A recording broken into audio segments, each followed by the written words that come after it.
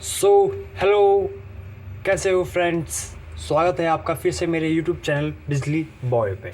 Simply यहाँ इस channel पे आपको बिजली से संबंधित एम्पलीफायर, सर्किट, डायग्राम्स, किसी चीज़ को समझने में कोई कंसेप्ट हो, कोई डायग्राम, कोई चीज़ कैसे वर्क करती है, रेजिस्टेंस कैसे, इस तरह की बिजली से संबंधित वीडियो आपको मेरे चैनल पे मिलती है। तो सिंपली आपको इस फील्ड में हो या फिर इस फील्ड की ही वीडियो चाहिए तो आप सिंपली मेरे चैनल को सब्सक्राइब करें, बेल आइकन को ऑल पर प्रेस करें और वीडियो को लाइक करें। तो सिंपली जो जैसा कि आपने थंबनेल देखा होगा, जो हमारा आज का टॉपिक है वो है कि अगर हम ट्रांसफार्मर, जैसा कि हम जानते हैं कि ट्रांसफार्मर एसी सप्लाई पे ही काम करता है, लेकिन अगर हम उसमें डीसी सप्लाई दे दें, यानी कि हम उसमें डीसी सप्लाई दे दें, तो क्या ये ट्रांसफार्मर काम करेगा या फिर ट्रांसफार्मर ख़राब हो जाएगा या फिर ट्रांसफार्मर ज़्यादा हीटेड हो गया, ट्रांसफार्मर फट जाएगा, क्या होगा। तो सिंपली आज का टॉपिक हमारा यही है और यही क्वेश्चन हमारे टीचर्स इंटरव्यूज़ हमसे पूछ लेते हैं। सिंपली वीडियो स्टार्ट करते हैं, लेकिन वीडियो को लाइक करना कंपलसरी है, चाहे आप चैनल पर नए हो या पुराने हो, क्योंकि इसी तरह के क्वेश्चंस कंसेप्ट मैं आपके लिए लाता रहता हूँ। So let's we start.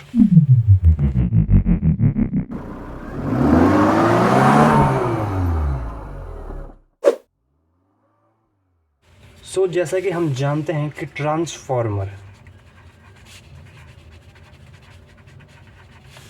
कुछ ऐसा होता है,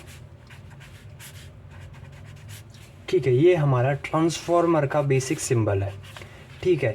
ये हम ये भी जानते हैं कि ये एसी पे वर्क करता है, ठीक है। जो एसी करंट होता है उस पे वर्क करता है। अब सिंपली होता क्या है, जब हम ट्रांसफार्मर में एसी की जगह डीसी सप्लाई दे दें तो ट्रांसफार्मर कैसे काम करता है। सिंपली इससे पहले हमें समझना होगा कि एसी में ट्रांसफार्मर कैसे काम करता है। सिंपली फॉर एग्जांपल, जैसे कि ये हमारा ट्रांसफार्मर है, ठीक है। ये हमारी मैग्नेटिक कोर, इसे हम प्राइमरी वाइंडिंग बोलते हैं, इसे हम सेकेंडरी वाइंडिंग बोलते हैं। सिंपली मैं लिख देता हूँ आपकी सहूलियत के लिए, इसे हम प्राइमरी बोलते हैं, इसे हम सेकेंडरी बोलते हैं।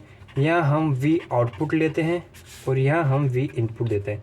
तो जैसा कि हम जानते हैं कि जो एसी वेव जाती है, अगर आपने एसी वेव के बारे में आपको नहीं पता कि एसी करंट कैसा होता है, तो सिंपली आप मेरी पुरानी वीडियो देख सकते हैं। मैं इस वीडियो के डिस्क्रिप्शन में आपको उस वीडियो की लिंक दे दूंगा। तो सिंपली एसी वेव हमारी कुछ इस तरह चलती है, एक बार पॉजिटिव एक बार नेगेटिव। तो सिंपली जब इसमें पॉजिटिव सप्लाई आएगी तो एक बार ये टर्मिनल पॉजिटिव होगा और एक बार नेगेटिव होगा। तो जो और फिर जब जो सेकंड हाफ साइकिल आएगी, मतलब फर्स्ट हाफ साइकिल जब मतलब यहाँ पॉजिटिव आएगी तो ये पॉजिटिव हो जाएगा और ये नेगेटिव हो जाएगा। सिंपली सेकंड कंडीशन में क्या होगा, सेकंड कंडीशन में जब यहाँ नेगेटिव हाफ साइकिल आएगी एसी करंट की, तो पोलरिटी हो जाएगी इसकी माइनस और प्लस। तो फर्स्ट केस में हमारा जो क्या हुआ था, फर्स्ट केस में आप देख सकते हैं कि हमारा फर्स्ट केस में प्लस और माइनस हुआ था, और सेकंड केस में हमारा क्या हुआ, सेकंड केस में हमारा माइनस और प्लस हो गया। तो सिंपली हम इसी में ही समझते हैं कि एक बार तो ये प्लस माइनस होगा और एक बार ये माइनस प्लस होगा, उसके बाद ये सप्लाई में जाता है। तो इंडक्टर की ये क्या है, हमारी वाइंडिंग लगभग वाइंडिंग इंडक्टर को ही बोलते हैं, चाहे हम वाइंडिंग टर्म यूज़ करें या फिर हम इंडक्टर टर्म यूज़ करें, बात एक ही है। तो सिंपली होता क्या है, इंडक्टर हमारा कुछ इस तरह होता है, ठीक है। ये हमारा इंडक्टर होता है। इसमें जब एसी की पॉजिटिव नेगेटिव और कभी एक बार नेगेटिव पॉजिटिव, जैसे कि हम जानते हैं एसी की फ्रीक्वेंसी 50 हर्ट्ज होती है, तो ये 50 बार प्लस माइनस सप्लाई देगा और 50 बार ही माइनस प्लस देगा एक सेकंड में। तो इसमें जो करंट होगा सिंपली कभी ऐसे आएगा, जिसमें करंट है कभी ऐसे नीचे की तरफ, और कभी करंट अपवर्ड्स डायरेक्शन, या तो डाउनवर्ड्स या फिर अपवर्ड्स डायरेक्शन में करंट। तो इससे हम जानते हैं कि इंडक्टर की प्रॉपर्टी क्या होती है। इंडक्टर की प्रॉपर्टी, हम इंडक्टर की प्रॉपर्टी में जब भी ऐसी चीज़ें होती है तो एक अपने अंदर से एक मैग्नेटिक फील्ड प्रोड्यूस कर देती है। सिंपली इसमें मैग्नेटिक फील्ड लाइन पासेस हो जाती है, कहना मतलब जो इलेक्ट्रिकल एनर्जी है वो कन्वर्ट हो जाती है मैग्नेटिक एनर्जी में। सो सिंपली इसमें ये कंडीशन होती है कि इसमें जो मैग्नेटिक फील्ड लाइंस होती है वो बनने लग जाती है ड्यू टू द, अब मैग्नेटिक फील्ड लाइंस बनेगी तो हमारा जैसे ही करंट में, जब हम जानते हैं कि जैसे हमारा करंट में चेंज होता है तो सिंपली हमारा फ्लक्स वहाँ आ जाता है, और फ्लक्स को कैरी करने के लिए हम जनरली यूज़ करते हैं ये वाली मैग्नेटिक कोर। तो अब हम इस तरह समझेंगे, ट्रांसफॉर्मर में जब एक बार प्लस और माइनस हुआ, दूसरी बार में माइनस प्लस हुआ, तो इतनी जल्दी होता है 1 सेकंड में 50 बार प्लस माइनस, और अगले 1 सेकंड में ही माइनस प्लस। तो सिंपली होगा क्या, इसमें जो करंट की डायरेक्शन है वो पॉजिटिव और नेगेटिव और पॉजिटिव होगी, तो यहाँ मैग्नेटिक फील्ड बनना शुरू हो जाएगी। अब मैग्नेटिक फील्ड सिंपली अब होगा क्या वो देखना है। ये हमारी ट्रांसफॉर्मर कोर है और ये हमारी वाइंडिंग है, ठीक है। ये हमारी इनपुट साइड है और ये हमारी आउटपुट साइड है।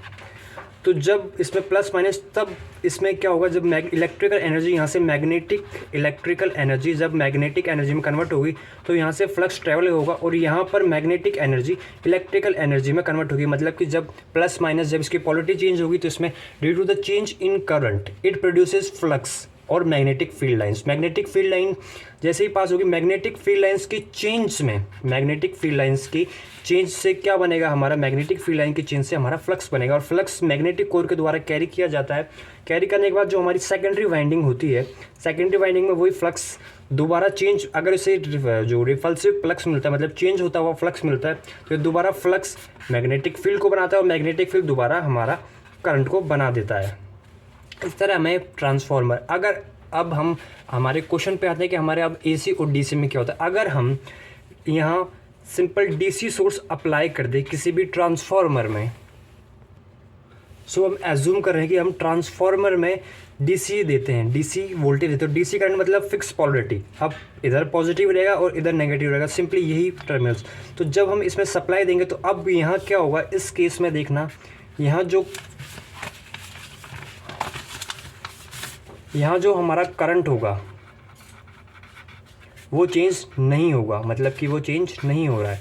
सिंपली जब हमारा करंट में कोई चेंज नहीं होगा, सिंपली हम जानते हैं कि करंट की डायरेक्शन पॉजिटिव से नेगेटिव होती है, सिंपली ये काम नहीं करेगा। अगर करंट में चेंज नहीं होगा तो हमारी कोई भी मैग्नेटिक फील्ड लाइन नहीं बनेगी, और कोई भी अगर मैग्नेटिक फील्ड लाइन नहीं बनेगी तो कोई भी हमारा फ्लक्स नहीं होगा, और फ्लक्स नहीं होगा तो यहाँ से कोई भी फ्लक्स कैरी, मैग्नेटिक कोर कोई भी फ्लक्स कैरी नहीं करेगी। तो सिंपली जब हम डीसी वोल्टेज देते हैं ट्रांसफॉर्मर में, तो ये वाइंडिंग को जला देगा या फिर वाइंडिंग को डैमेज कर देगा, सिंपली ये आगे ट्रांसमिट नहीं करता है।